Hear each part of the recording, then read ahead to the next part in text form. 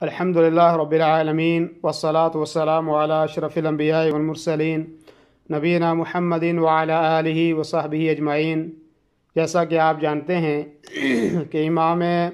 نووی رحمہ اللہ کی کتاب الاربعین جو 40 احادیث کا مجموعہ ہے، اس کی مختصر شرح ہم روزانہ کی بنیاد پر کر رہے ہیں۔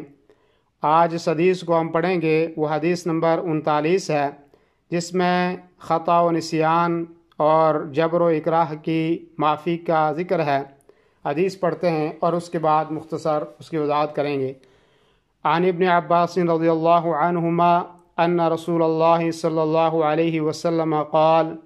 ان اللہ تجاوز لی عن امتی الخطأ والنسیان وما استکرہوا علیہ، حدیث حسن رواہ ابن ماجہ والبیہقی وغیرہما۔ ابن عباس رضی اللہ عنہما سے مروی ہے کہ رسول اللہ صلی اللہ علیہ وسلم نے فرمایا، اللہ تعالیٰ نے میرے لیے میری امت سے غلطی، بھول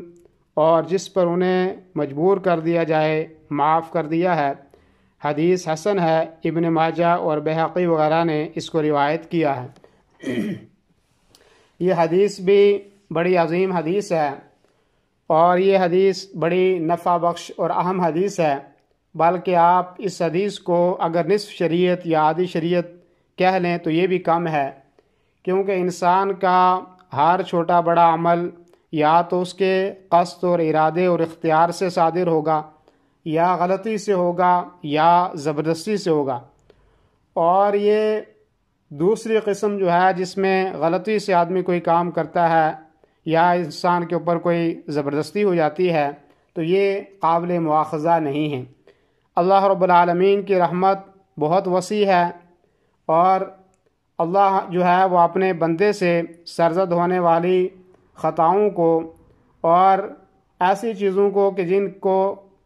مجبور کر کے اس سے کروایا گیا ہو وہ معافی کے درجے میں ہیں، اللہ تعالیٰ ان کو معاف کر دے گا۔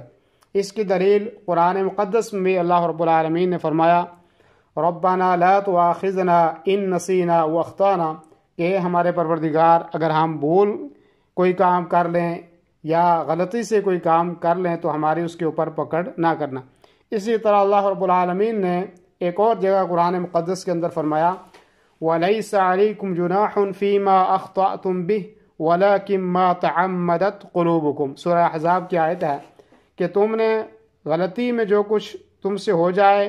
اس میں تم پر کوئی گناہ نہیں ہے، البتہ گناہ وہ ہے کہ جس کا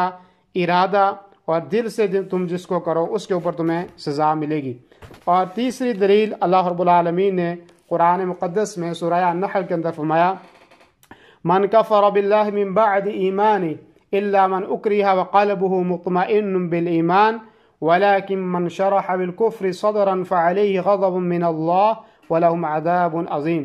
کہ جو شخص اپنے ایمان کے بعد اللہ سے کفر کرے باوجود اس کے کہ جس پر جبر کیا جائے اور اس کا دل ایمان پر برقرار ہو، مگر جو لوگ کھلے دل سے کفر کریں تو ان پر اللہ کا غضب ہے اور انہی کے لیے بہت بڑا عذاب ہے۔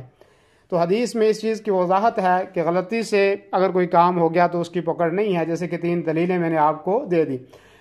لیکن اہل علم نے ایک قاعدہ بیان کیا ہے کہ اگر کوئی شخص بھول یا نادانی یا غلطی سے کوئی کام آدمی کر جاتا ہے یا ایسا کوئی کام چھوڑ دے جس کا شریعت نے حکم دیا ہے، یعنی ایسا کام وہ آدمی چھوڑ دے کہ جس کا شریعت میں حکم دیا گیا ہے، تو اس کام کو دوبارہ کیے بغیر ذمہ داری انسان کی ختم نہیں ہوتی۔